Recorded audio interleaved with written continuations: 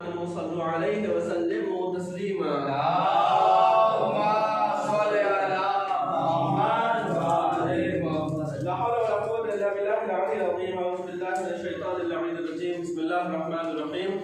अल्हम्दुलिल्लाहि रब्बिल आलमीन व सल्लल्लाहु अला अफज़लिल अंबिया व सय्यिदिल मुरसलीन खातमुन नबिय्यीन मौलाना अबुल क़ासिम मुहम्मद।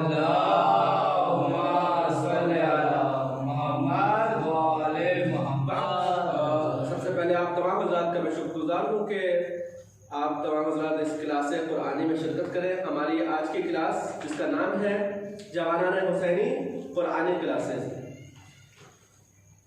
हदीस करीम आप हज़रात के पेश नज़र है। एक एक इंशाल्लाह हम हर रोज़ एक हदीस की तिलावत करेंगे और कोशिश करेंगे तो वो हदीस हमको याद हो जाए।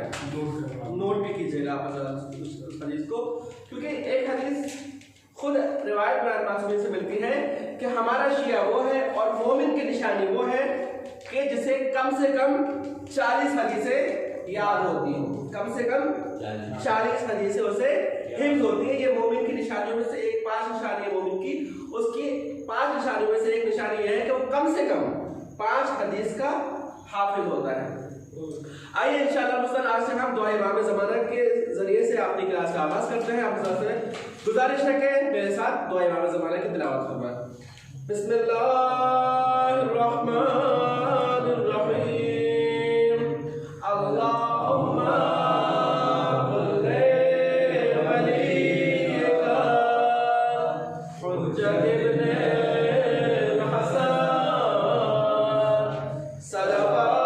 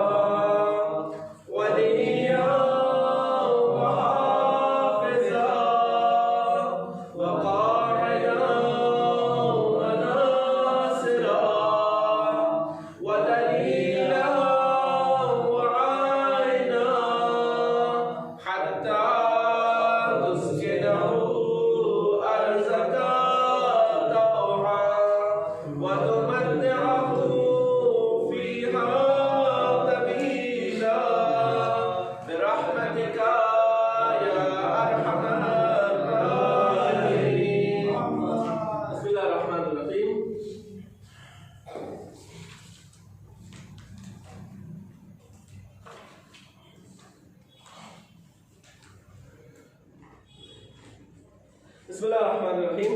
सबसे पहले आज हम कोशिश करेंगे जो सलवात पढ़े कुरानी क्लासेस में। आप हजरात में से शायद ही कोई हो जिसने सलवात कुरानी का नाम सुना हो।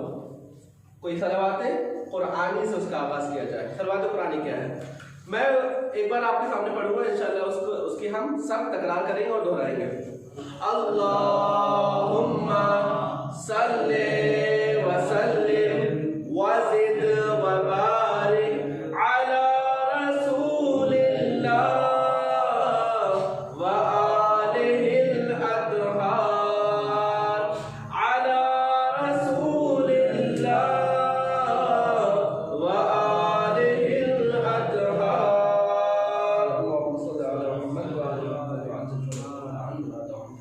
इस तरह से आपको मुस्तहज़र है कि हमारी आज पहली क्लास है और इंशाअल्लाह मुस्तन आज कुछ ज़्यादा नहीं, एक मुकदमा आपके सामने पेश करूँगा और इंशाअल्लाह मुस्तन जो भी आज मेन चीज़ होगी इंशाअल्लाह कल से उसका बतरतीब आगाज़ करेंगे।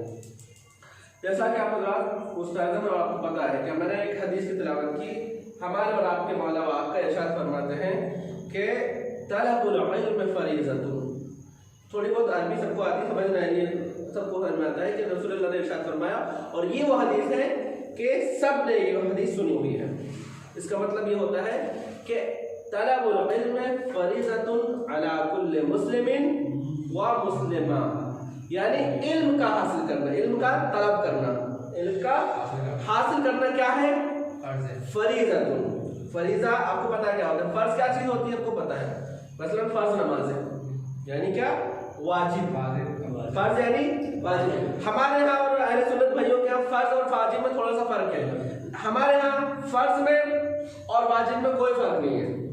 फर्ज भी वही होता है जो वाजिब होता है, लेकिन अहले तसन्नुन के यहाँ फर्ज और वाजिब थोड़ा सा एक फर्क होता है उनके यहाँ, उसको मैं इंशाल्लाह कभी बताऊंगा। लेकिन हमारे फर्ज और वाजिब में कोई फर्क नहीं है। रसूलुल्लाह ने इरशाद फरमाया, इल्म का हासिल करना हर मुसलमान मर्द और हर मुसलमान औरत पर क्या है? वाजिब है। वाजिब किसे कहते हैं? कंपल्सरी हो, जो जरूरी हो, जो ना किया जाए तो सवाल किया जाएगा उसके ऊपर खुदा का अज़ाब। मसलन नमाज पंजगाना, 5 वक्त की नमाज क्या है? वाजिब है, फर्ज है। अगर कोई शख्स नमाज पंजगाना नहीं पढ़ता है तो वो क्या है? गुनहगार है। पहली चीज, क्यों? उसने फर्ज को तर्क किया। दूसरी चीज, उससे सवाल किया जाएगा। हर वो जो चीज वाजिब है वो खुदा की बारगाह में जब हम हाजिर होंगे तो खुदा उसके बारे में सवाल करेगा। और तीसरी चीज ये कि उसने खुदा की मासियत की, खुदा की एक वाजिब को तर्क किया, दूसरा खुदा के हुक्म की पामाली की, जो उसने उसके तरफ से वाजिब किया गया तो उसने उसको बजा नहीं लाया। इसी तरीके से नमाज के तरीके से इस हदीस की रूह से तलबुल इल्म फरीज़तुन अला कुल्लि मुस्लिमिन व मुस्लिमा, इल्म का हासिल करना वाजिब है। क्या है? वाजिब है। किसके ऊपर? मुस्लिमिन व मुस्लिमा, मुसलमान औरत के ऊपर और मुसलमान मर्द के ऊपर। शायद मैं ये समझता हूँ इस हदीस से रसूलुल्लाह ने आज के जमाने में इशारा किया गया है। आज के जमाने में जिसे असरी और जदीद साइंसी दौर कहा जाता है, आज के जमाने में लोग ये कहते हैं कि इस्लाम बैकवर्ड है, इस्लाम औरतों को पढ़ाई से रोकता है, इस्लाम औरतों को आगे बढ़ने से रोकता है। इस्लाम चाहता है कि औरतें घर में बैठ जाएं और कुछ नहीं, सिर्फ बच्चा पैदा करें, घर की सफाई करें और दूसरे काम, लेकिन उनका पढ़ाई लिखाई और तरक्की से कोई लेना देना नहीं। लेकिन हम ये कहते हैं कि इस चीज के झुटलाने के लिए यही एक हदीस काफी है कि रसूलुल्लाह ने आज नहीं 1400 साल पहले क्या फरमाया था? इल्म का हासिल करना हर मुसलमान मर्द के ऊपर तो वाजिब है ही, औरत के ऊपर भी वाजिब है। जिस तरीके से मर्द के ऊपर वाजिब है ऐसी औरत के ऊपर वाजिब है। इस्लाम औरत को घर से निकलने से इनकार नहीं करता, बल्कि ये कहता है कि सिर्फ अपनी हया को बाकी रखे, बाकी हर हलाल काम उसके ऊपर भी जायज है जो मर्द के ऊपर जायज है। इसकी एक जीती जागती मिसाल आपको ईरान में मिलेगी, जहां पर मर्दों से ज्यादा औरतें सरकारी गवर्नमेंट में फाइज है, औरतें ज्यादा वहां पर काम कर रही, मर्दों से ज्यादा। ये एक रिकॉर्ड है, वहां पर औरतें मर्दों से ज्यादा काम कर रही है, लेकिन हिजाब के साथ, अपने हया के साथ और अपने पर्दे के साथ। तो इल्म का हासिल करना क्या है? वाजिब है। अगर आप इल्म को हासिल नहीं करते, इससे मुराद ये नहीं है कि सिर्फ इल्म दीन का हासिल करना, हर इल्म का हासिल करना फर्ज है। लेकिन इसका मतलब ये नहीं कि हम अब इल्म दीन को तर्क करते और इल्म दीन से पीछे हो जाए। तो उसमें सबसे पहला मुकदमा ये है कि हम सबसे अजीम इल्म क्या है? कुरान मजीद का इल्म है। और ये हैफ है कि कुरान मजीद जैसी सरदारी किताब, हिदायत वाली किताब हमारे दरमियान मौजूद हो और हमारे ऊपर मुसलमान का टाइटल लगा, उसके बाद शिया का टाइटल लगा, उसके बाद अहले बैत का चाहने वाले का टाइटल लगा, और हम कुरान से दूर हो, हमें कुरान पढ़ना ना आता हो। ये अफसोस की बात है। हमने कभी बताया था कि का मिज़ाज सिर्फ अहले बैत नहीं है, कुरान भी है। जो शर्त है कि जो कुरान और अहले बैत के साथ हमारे पास आएगा वो कामयाब है, जो जिसने किसी एक को भी छोड़ दिया वो खसारे में और नुकसान में है। तो इंशाअल्लाह मुस्तान कोशिश करेंगे आज हम कुरान को, आज से कुरान को पढ़ने की कोशिश करेंगे और खुदा से दुआ है, खुदाया हमारी तौफीकात में इजाफा फरमा और हमारी मदद फरमा कि हम इस रूहानी इल्म को हासिल करने में हमारे लिए आसानी पैदा करें। सलवात पढ़ें।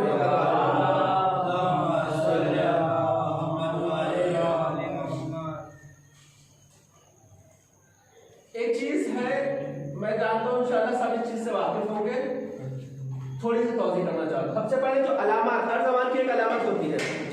अलामत यानी निशानियाँ, अलामत यानी निशानियाँ। अरबी ज़बान में भी कुछ अलामत होती हैं। सबसे पहले चीज सबको पता होगा, ये है ज़बर, ये है ज़ेर और ये है पेश।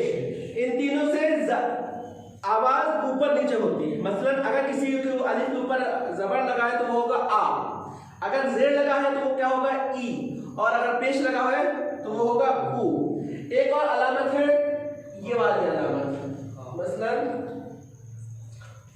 इसको कहा जाता है सुकून। क्या कहा जाता है? सुकून। जबर जेर पेश और सुकून, ये कहीं कहीं पर यूं भी लगाया जाता है, यूं, मगर ये अक्सर ये वाले कुरान में ये वाली अलामत सब जगह होती है। तो ये क्या है? सुकून। सुकून का मतलब क्या होता है? ये अगर किसी हर्फ के ऊपर लगी हुई है तो ना इसकी आवाज निकलेगी, ना इसकी आवाज निकलेगी, ना इसकी आवाज निकलेगी, यानी जबर जेर पेश को ये खत्म कर देती है आवाज इसको, यानी वहां पर वो हर्फ साकिन हो जाता है। जिस हर्फ के ऊपर जबर जेर पेश ना हो वो हर्फ क्या है? साकिन है, सुकून है। इसके बाद एक आता है ये वाला, इसको क्या कहा जाता है? तशदीद। क्या कहा जाता है? तशदीद। तशदीद का मतलब क्या होता है? तशदीद यानी किसी भी चीज के अंदर शिद्दत पैदा हो जाना, शिद्दत पैदा हो जाना। तशदीद बना शदादा से, यानी शिद्दत पैदा कर देने वाली अलामत। शिद्दत यानी क्या? ये जो शिद्दत कैसे पैदा करती है? ये अलामत किसी हर्फ के ऊपर आ जाए तो एक बार पढ़ने की जगह वो 2 बार पढ़ी जाती है। पहली बार क्या पढ़ेंगे? पहली बार सुकून से पढ़ेंगे और दूसरी बार हरकत से। एक चीज और बता दूं, जबर जेर पेश इन तीनों के मजमूए का नाम क्या है? हिंदी में लिखता हूं हरकत। क्या है? हरकत। अगर मैं बोलूं कि इस अलिफ के ऊपर कौन सी हरकत है तो आप क्या करेंगे? जबर है। इसके ऊपर कौन सी हरकत है? जबर है। इस अलिफ के ऊपर कौन सी हरकत है? जेर है। इस बे के ऊपर कौन सी हरकत है? पेश है। मैं बोलूं इस अलिफ के ऊपर कौन सी हरकत है? सुकून, साइलेंट है, यानी क्या है? इस अलिफ के ऊपर साइलेंट है। इस अलिफ के ऊपर कौन सी हरकत है?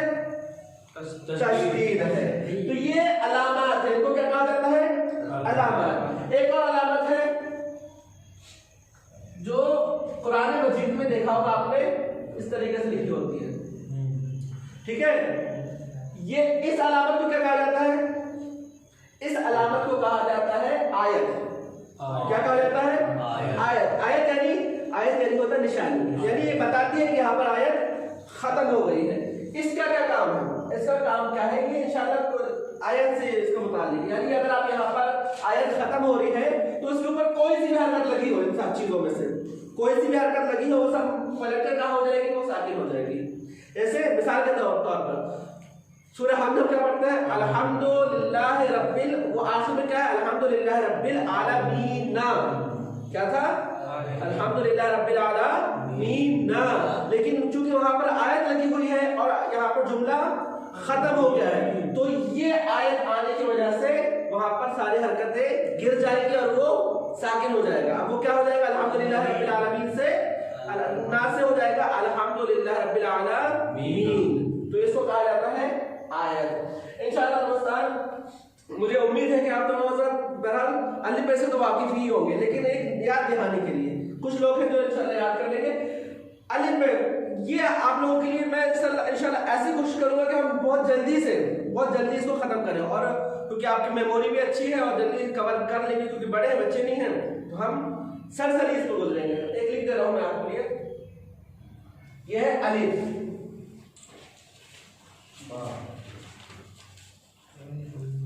यह हमने उर्दू में पढ़ा था अलिफ पे ते से, ठीक है? अलिफ पे ते से, लेकिन ये सही प्रोनाउंसिएशन नहीं है हरूफ का। अरबी में अगर हम पढ़ेंगे तो प्रोनाउंसिएशन क्या है इसका? ये तो अलिफ सही है, ठीक है? अलिफ, इसके बाद ये बा। क्या है? शाबाश, बा। अलिफ, बा, फिर ता, ठीक है? तो इसके बाद से सा, उसके बाद जीम,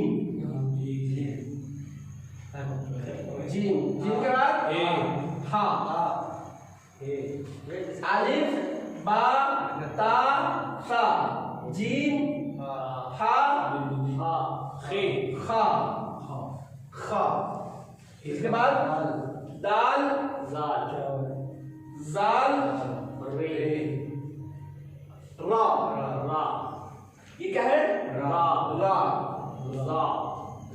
जा, शाबाश, जा, दाल, जाल, रा, जा, सीन,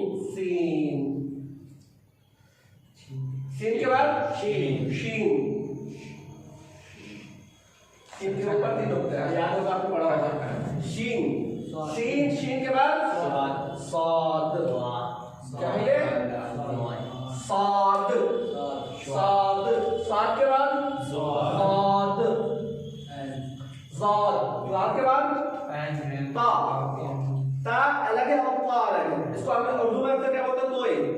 क्या बोलते हैं तोय, लेकिन ये तोय का इसको नहीं बोलना है, हम क्या करते हैं तो तो उसके बाद ज़ा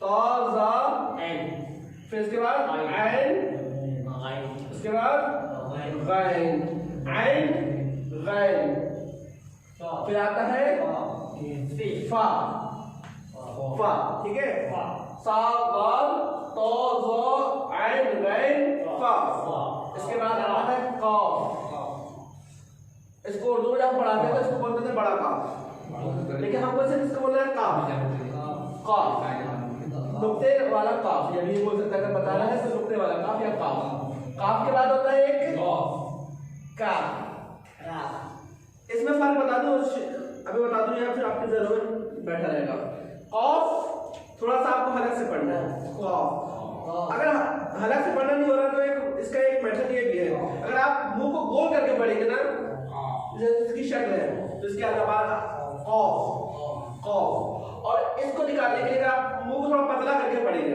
काफ काफ तो इसकी आवाज पतली निकलेगी तो ये बहुत आसान है हलक से निकालना अक्सर लोगों को नहीं हो पाता है लेकिन अगर इसका कॉफ और कैफ फर्क पर जरा काफ जैसे करबला करबला ये और बला नहीं है और बला नहीं है क्या है करबला लेकिन कलम वो ये कलम है ये क्या है कलम कलम नहीं है ये कलम नहीं है क्या है कलम कलम इसमें थोड़ी मोटी आवाज निकलेगी और इसमें थोड़ी सी पतली आवाज निकलेगी करबला और कलम करबला कौन से काफ से छोटे वाले करबला करबला और कलम कौन से काफ से है बड़े काफ से तो है कलम बड़ी मोटी आवाज ये वाला इसकी आवाज मोटी निकलेगी इसकी आवाज पतली निकलेगी करबला कलम अब बोले करबला करबला बोले तो अच्छी लगेगा करबला नहीं है वो ऐसी ये कलम नहीं है क्या है कलम ठीक है काफ काफ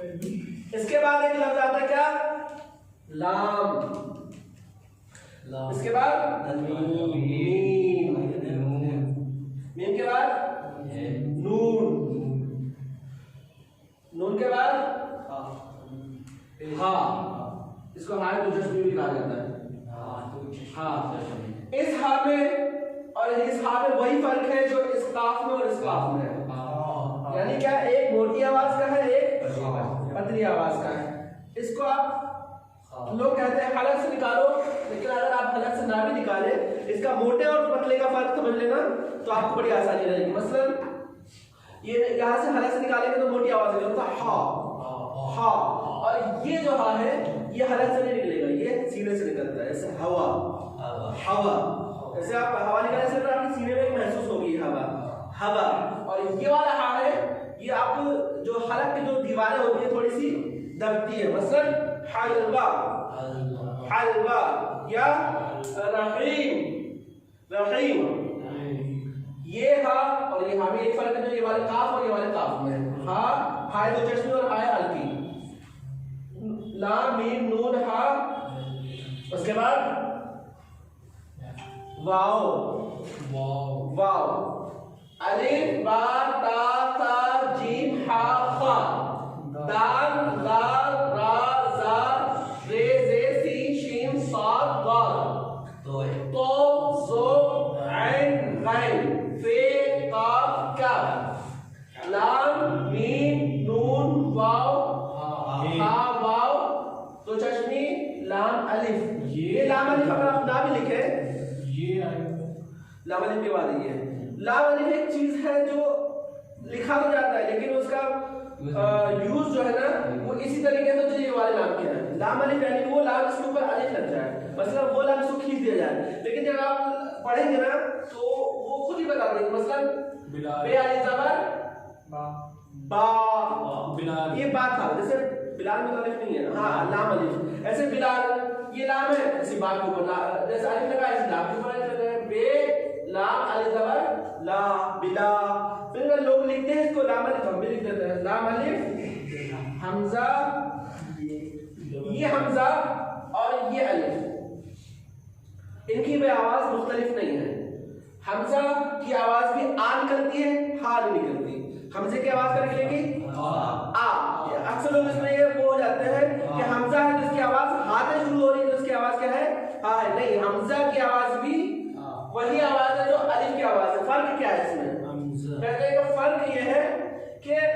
जैसे हिंदी में भी अगर किसी चीज को खींचना है तो उसके ऊपर आ की मात्रा लगाते हैं, देखा ना, आ और आ में आ की मात्रा, आ और मुइम, आम, खींचने के, ऐसे खींचने के लिए ना अरबी में भी अलिफ लगाते हैं, किसी भी चीज को खींचने के लिए आ की मात्रा जिसको कहा जाए ना, ये आ की मात्रा है। किस तरीके से लिखा जाएगा? हमजा जब अगर आवाज को खींचने के लिए या मात्रा लगाने के लिए लिखी जाए तो इसको इस अलिफ का इस्तेमाल करते हैं, उसे क्या कहेंगे? अलिफ। मसलन बे अलिफ जबर बा, तो इसको क्या कहेंगे? अलिफ। क्या कहेंगे? अलिफ। लेकिन अगर यही अलिफ आवाज में निकल रहा है तो उसको अलिफ नहीं बोलेंगे, क्या बोलेंगे? हमजा। मसलन क्या? खुद कराआ, जैसे कराआ, कराआ जिससे बोलते हैं ना, कुरान मजीद कराआ से बना है, कराआ, यहाँ पर आ की आवाज निकल रही है, खींच नहीं रहा है, क्या निकल रही है? यहाँ पर आवाज निकल रही है। तो जहाँ पर उसकी खुद की आवाज निकले उसको क्या कहेंगे? हमजा। और जो अलिफ खींचने के लिए लिखा जाए, जैसे मात्रा के लिए लिखा जाए, उसको क्या कहेंगे? अलिफ कहेंगे उसको, ठीक है। ऐसा कराआ और बिलाल, जैसे बिलाल के नाम अलिफ जो लग रहा है ना, वो अलिफ है ना के हमजा है। लाम अलिफ हमजा। अब आ गया ये। और एक चीज जो होती है उर्दू में हमें क्या पढ़ा जाती है? बड़ी ये। बड़ी अरबी में नहीं होती, बड़ी अरबी में नहीं होती, सिर्फ और सिर्फ ये होती है। अगर आप देखेंगे कि ये वाली भी कहीं कहीं पर लिखी जाती है तो उसका आवाज भी ऐसी ही निकलती है जो जिसकी बड़ी ये की आवाज निकलती है। ये दोनों ये क्या है? ये नहीं, ये बड़ी है, ये बड़ी है, लेकिन दोनों का अरबी में सेम नाम है और सेम काम है।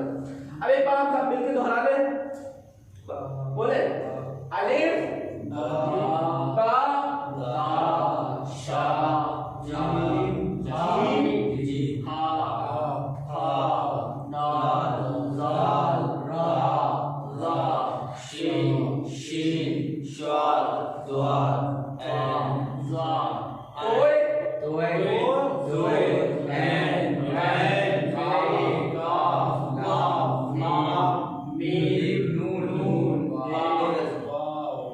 हे वाव लाम हमजा। ये बड़ी अरबी में नहीं होती। ये है पूरी अरबी। ये क्या है? पूरी अरबी। बस आपको क्या देखना है? आपको ये सीखना है कि इसके ऊपर कभी जबर होगा, कभी जेर होगा, कभी पेश होगा, ऐसे इसके ऊपर कभी जबर जेर पेश, ऐसे पूरे अरबी के ऊपर जबर जेर पेश होगा। एक चीज ये। दूसरी चीज हमें ये देखना है कि जबर जेर पेश निकालने के बाद उसकी आवाज कैसे जाती है। दूसरी चीज आपने देखा होगा हिंदी में आधा सा, आधा जा, आधा मीम मा, आधा ता, तो उसमें क्या फर्क होता है? जब आधा करके लिखते हैं तो क्या होता है? उसकी थोड़ी शक्ल बदल जाती है। मसलन क्या? मसलन लाम ऐसे लिखते हैं, ला ऐसे लिखा जाता है, लेकिन अगर उसको आधा ला लिखेंगे तो सिर्फ आधे लिखा जाता है, ये नहीं लिखते हैं, उसमें किसी और मिला देते हैं। ऐसे जा ऐसे लिखते हैं, लेकिन जब आधा जा करेंगे तो कैसा लिखा जाएगा? सिर्फ इतनी सूरत लिखी जाती है ना, ये आधा जा। जब भी आपको पता चल जाएगा ये जा है, लेकिन आधा लिखने समझ में आ जाता है क्या है? जा है। ऐसे अरबी में है, अरबी को जब मिला के लिखते हैं ना तो इनकी थोड़ी सी शक्ल बदल जाती है। हमें ये देखना है, पहला काम ये है कि इसमें जबर से पेश सुकून कौन सी अलामत होगी, ये देखना है। दूसरी चीज, जब इसको मिला के लिखेंगे तो इनकी थोड़ी सी शक्ल बदल जाती है। तो हमको ये याद रखना है कि जब इनकी शक्ल बदली है तो ये कौन सा लफ्ज है। मसलन शीन है, सीन है, सीन को जब मिला के लिखते हैं, जैसे शाम, शीन को अगर मिला के लिखेंगे तो कैसे लिखेंगे? ऐसे नहीं लिखेंगे, शीन फिर अलिफ फिर मीम, ऐसे शाम नहीं लिखते। कैसे लिखेंगे? आधा शीन लिखेंगे फिर दो शोशे, ठीक है। इसी में अलिफ जोड़ देंगे, किस तरीके से? शीन फिर इसके बाद अलिफ शाम। अब मीम क्योंकि अलिफ से नहीं मिल सकता इसलिए मीम को यूं ही लिख देंगे, शाम। अब आपको ये पहचानना है कि सिर्फ दो शोशे हैं, तो इसका मतलब ये नहीं कि शीन नहीं है। अब आपको ये पहचानना है कि ये जब मिल गया तो ये आधा शीन ही है, आधा नहीं है लेकिन शीन ही है। बस आपको ये पहचानना है कि ये जब मिला के लिखा जाए तो ये हुरूफ कैसे बनते हैं। इंशाअल्लाह आज हमने इसको याद कर ले और कल भी ये कोशिश कीजिएगा कि सबसे पहली चीज आपके हुरूफ पूरी तरीके से आपके जहन में बैठ जाए। मैं ये कहूँ कि बिलाल ये क्या है, तो ये बिलाल काफ बोल दे। अगर मैं कहूँ मुजाहिद ये क्या है, तो मुजाहिद बोलते कि ये खा है। ऐसे जहन में बैठा होना चाहिए। मतलब मोहम्मद अली ये क्या है, ज़ाल। मनसब ये क्या है, फा। ये क्या है, फा। तनवीर ये क्या है, क्या है, हमजा। क्या है ये, हमजा है। शुजात क्या है, शुजात ये क्या है, ये दे नहीं है। ये फर्क देख रहा है जैसे जे में और जाल में, और थोड़ा सा फर्क है। ये है दाल, मतलब दाल से मिल रहा है ना, दाल से सूरत मिलती है ऐसी दाल। इसकी सूरत किससे मिल रही है, रे से। तो ये क्या है, जे। जाल और जे, इससे इसकी सूरत तो से मिल रही थी, ये दो। ये तीन चीजें हैं जिनकी यानी आवाज ऐसा लगता है एक जैसी, लेकिन बहुत बारीक सा फर्क है। जब हम ये पढ़ लेंगे इसके ऊपर, हम आवाज के ऊपर कोशिश करेंगे कि इन सब की आवाज कैसे निकलती है। जो है कि जो जो जो जो तो जो तो जो। एक बार मैं फिर पढ़ के बताऊं, जैसे अलिफ बा ता सा जीम हा खा दाल दाल रा जा सीन शीन साद ज़ाद तो ज़ो उर्दू में कहा जाता है कि तोए, लेकिन ये असली क्या है, तो आइन गाइन फा क़ाफ काफ क़ाफ लाम मीम नून वाव। दिख रहा है, वाव दो चश्मी या हा उसको बोलते हैं, हा वाव लाम हमजा और ये है अरबी के अल्फाबेट। इसके बाद उर्दू में कुछ अल्फाबेट ज्यादा होते हैं। अब थोड़ा सा आपको परेशानी ना हो कि आप ये लिखे नहीं लिखे। मतलब क्या, एक चीज देखी होगी, ये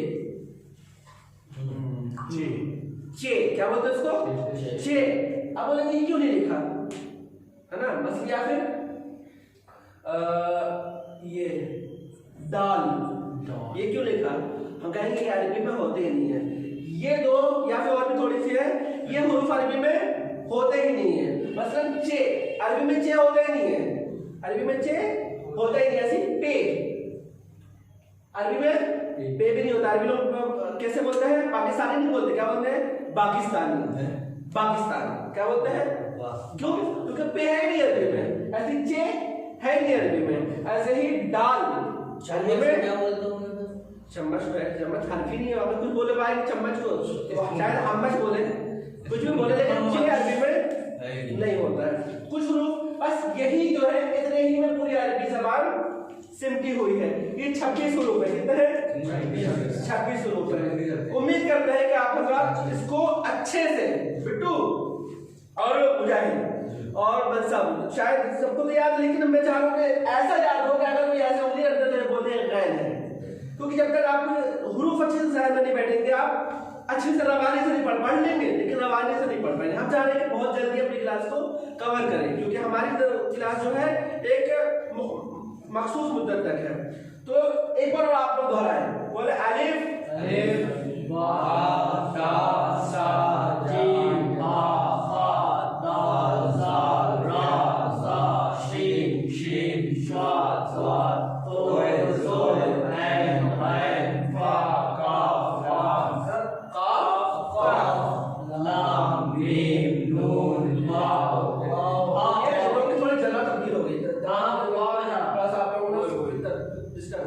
ये पहले वाव है फिर हा है, पहले वाव आएगा फिर हा आएगा, वाव हा ये बढ़िया। बोले में बोले फर्क नहीं पड़ता, लेकिन अरबी में दोनों का, मैं उर्दू में दोनों का मसला बता दूं। अगर किसी चीज में ये लगे रहा होता है ना, तो उसमें ई की आवाज निकलती है, और किसी में बढ़िया लगा होता है तो उसमें ई ए की आवाज निकलता है। क्या की आवाज निकलती है, ए की। लेकिन अरबी में ए की आवाज है ही नहीं, अरबी में सिर्फ ई की आवाज है। तो आप चाहे ये लिखिए या ये लिखिए, आपका आवाज सिर्फ ई निकलेगी, ए नहीं निकलेगी। अलामत अलामत आप लोग अच्छे से याद रख लीजिए। अलामत की जमा है अलामत, यानी बहुत सारी अलामतें। ये क्या थी सबसे पहले? इसको बोलते हैं जबर। क्या बोलते हैं? जबर। जबर ये ऊपर जबर, ठीक है। इसके बाद दूसरी अलामत क्या है? जेर। जेर कौन सा? हाँ आप हिंदी में भी लिखते हैं। हाँ ठीक है। जेर, ठीक है। इसको क्या बोलते हैं? जेर। जेर यानी जो नीचे कर दो, बोलते हैं इसको जेर कर दो यानी नीचे कर दो। जबर यानी ऊपर, जो ऊपर रहता है। जबर जेर। जबर होगा तो उसपे आ की आवाज निकलेगी। क्या की आवाज निकलेगी? आ। और जेर होगा तो क्या की आवाज निकलेगी? ई की आवाज निकलेगी, जेर। इसके बाद होता है पेश। पेश, पेश, ये पेश, इसको अलिफ पेश ओ पेश। ये क्या है? अलिफ पेश ओ। इसमें ऊ की आवाज निकलती है। क्या की आवाज निकलती है? अलिफ पेश ऊ, पेश। इसके बाद आता है पेश सुकून। आइए सुकून क्या आता है? सुकून। सुकून आ जाओ। सुकून ये चार मस्ट है, ये जरूरी है ना, और बहुत ज्यादा इस्तेमाल होते हैं। जबर जेर पेश सुकून। इसके बाद आता है क्या? तशदीद। क्या? तशदीद। तशदीद तशदीद का मतलब मैंने बता दिया। एक लफ्ज को दो मर्तबा प्रोनाउंस करने का नाम है तशदीद। वो चीज जो हर्फ के अंदर शिद्दत पैदा कर देता है, तशदीद। ये बहुत छोटा सा होता है और दो बार इसको प्रोनाउंस। जबर जेर पेश सुकून और तशदीद। तशदीद। आयत। आयत यानी आयत यानी नहीं मीनिंग। आयत का मीनिंग यानी बताया तो मैंने। आयत यानी निशानी। आयत यानी निशानी। बोलते हैं आयतुल्लाह। आयतुल्लाह क्यों कहते हैं उनको? क्योंकि वो इतना पहुंच जाते हैं, उस मकाम पर पहुंच जाते हैं कि उनको देखकर खुदा याद आता है। उनको देखकर क्या होता है? इंसान खुदा, ये खुदा की मखलूक है, इसलिए उनको क्या कहा जाता है? आयतुल्लाह, यानी ये खुदा की निशानी बन गए हैं। अब इनको देखेंगे तो हमको खुदा की याद आएगी, तो इनको इसलिए क्या कहा जाता है? आयतुल्लाह। आयत यानी निशानी, आयतुल्लाह यानी अल्लाह की निशानी। हाँ लिख लो, याद रखा है। ये तो लिख लिया नहीं सब? हाँ बस ये सब अलामत और रूप। पहले हम सलावत कुरानी पढ़ेंगे, फिर से एक बार दोहराएंगे। अल्लाहुम्मा सल्ली व सल्लिम व ज़िद व बारिक अला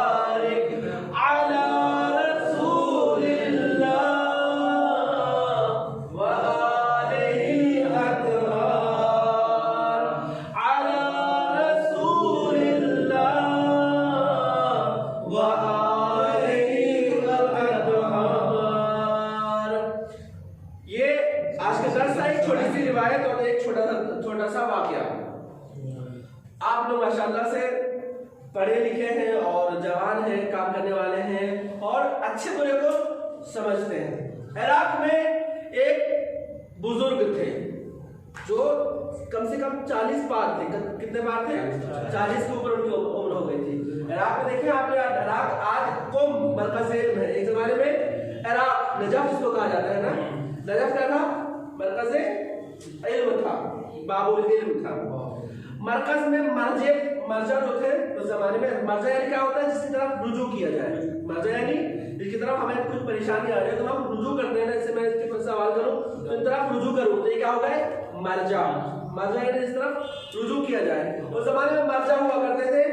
एक शख्स था, उसने देखा कि एक गांव में रहता था, एक पहली मर्तबा जब नजफ आया, उसने एक आयतुल्लाह को देखा जो इमाम अली अलैहिस्सलाम के रोज़े से जियारत करके बाहर निकल रहे थे।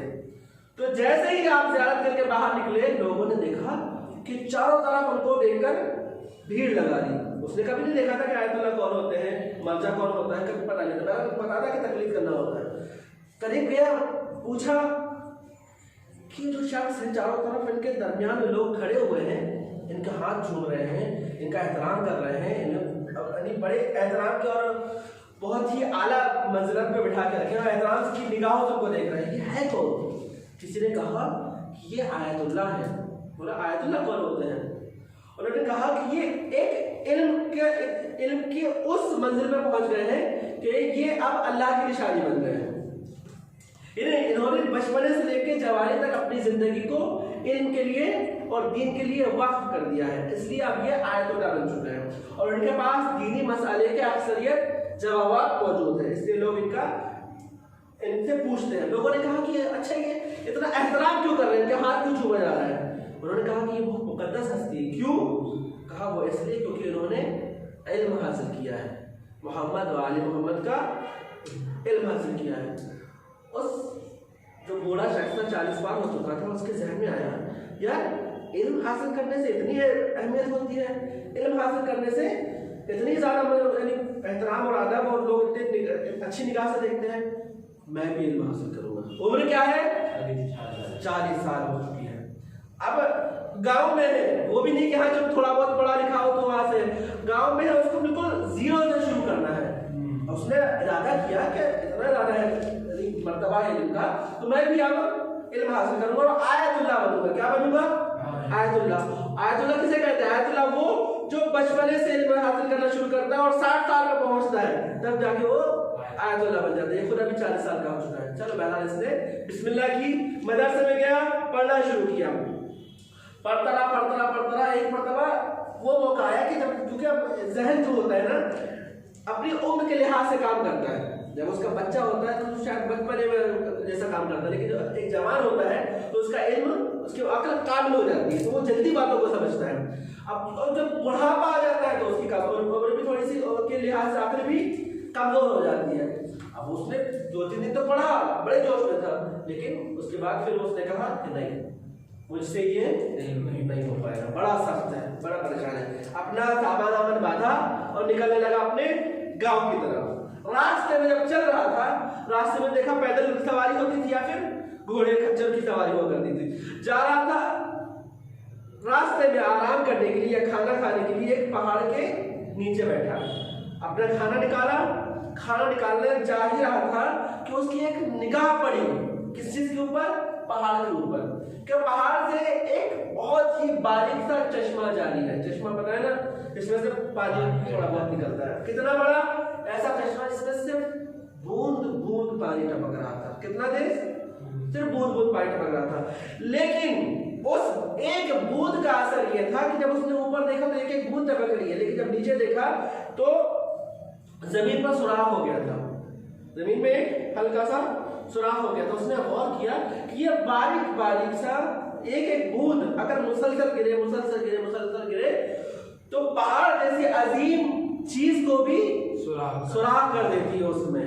कहा कि जब ये पत्थर और सख्त और सख्त है, इसमें सुराख हो सकता है, तो मेरी जबान तो चमड़े की बनी है। अगर मैं खुदा की राह में मुसलसल अगर आगे बढ़ूं और कोशिश करूं तो क्या मैं इस बूंद से भी ज्यादा ताकतवर नहीं हूं? हकीकत हो तो वो अपने आधे रास्ते से पलट गए, आधे रास्ते में आए और आधे रास्ते से पलट जाते हैं, फिर मदरसे में जाते हैं और फिर मेहनत करते हैं और हकीकत में वो आखिर में जाकर एक आयतुल्लाह बन जाते हैं, शिया हो जाते हैं। इतनी अजीब किताब किसने लिखी थी? 40 साल की उम्र में। मैं ये बताना चाहता हूँ कि अगर हौसला हो दिल में और खुदा की मर्जी हो और एक दिल में वलवला और जोश हो कि नहीं अब तो हमें हमारी जिंदगी कितनी भी थी, अब हमें इमाम के लिए, अपने लिए, अपने दीन के लिए और खासकर आपके जमाने के हाजिर इमाम ज़माना कुछ तो करना है। मैं ये देखता हूँ कि जो शख्स इस उम्र में भी आकर कुरान पढ़ना बैठे उसका मर्तबा उससे ज्यादा बेहतर है कि जो एक आलिम दीन बन गया उसने बचपने से पढ़ाई शुरू की। आप लोगों का मर्तबा उससे भी ज्यादा मेरी नजर में है। क्यों? क्योंकि इंसान, हदीस में आया है कि जब इंसान अपने घर से निकलता है किस नियत से कि वो इल्म दीन हासिल करे, जब घर से निकलता है इल्म दीन हासिल करने की नियत से, तो हदीस में आया है कि फरिश्ते आते हैं और उसके कदमों के नीचे अपने मुकद्दस परों को बिछा देते हैं और उसके पैरों के पैर उन फरिश्तों के परों के ऊपर होते हैं। अपने घरों से तशरीफ लेकर निकले थे कि इल्म दीन हासिल करें और कुरान का इल्म हासिल करें, तो आपके पैर जमीन पर नहीं बल्कि फरिश्तों के परों पर पड़ रहे थे। ये पहली चीज। और दूसरी चीज ये है कि आप जहां पर बैठे हैं, हदीस में आया है कि जहां पर इल्मी तकरार हो, जहां पर दीनी मुबाहिसे हो और दीनी महफिलें बरगुजार हो, वो खित्ता दुनिया में जन्नत के बागों में से एक बाग है। जन्नत के बागों में से एक बाग है। हमारा सांस उस वक्त हम कहाँ सांस ले रहे हैं? जन्नत के बाग में सांस ले रहे हैं। खुदा की नजरे करम हम पर इनायत है। हम खुदा आलम और खास कर इमाम ज़माना से दुआ करते हैं, इमाम ज़माना हमारी मदद फरमाना कि जिस रास्ते में हमने कदम उठाया है कि हम उस रास्ते को तय कर सके और आखिरी मंजिलों पर पहुंच सके। वस्सलामु अलैकुम व रहमतुल्लाहि व